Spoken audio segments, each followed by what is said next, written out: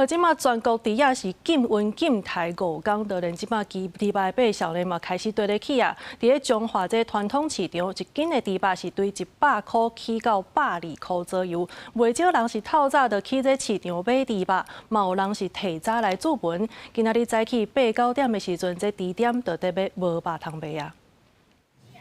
一袋一袋拢是民众注文的猪肉，肉店的肉嘛卖甲剩2、3袋尔。政府日宣布禁止抬猪仔，禁止运送猪仔5天。23透早市场内猪店肉早就互民众买了了，才8点外已经无啥物肉通买咯。啊，你要来买猪肉？啊，敢买有？还有无啊？拢无啊，要来翻有无就卖食安尼啊，歹手要安怎系啊？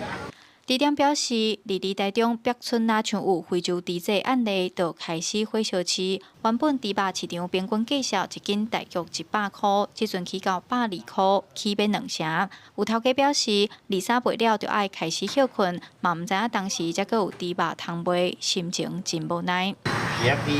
猪头有2成。啊，今日卖了，煞后敢阁有猪通卖？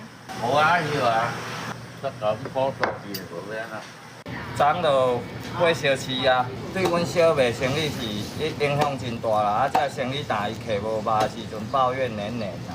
啊，希望就是政府伫后休5天了，伊就要一个完整的配套措施。猪店头家表示，希望政府伫咧防疫的时，嘛爱顾虑民生问题。因表示，为了防止猪只疫情扩大，政府禁止抬猪的政策一落来，话动就动，市场根本袂赴管用。因呼吁政府就爱赶紧制定相关的配套措施。记者杨淑晴综合报道。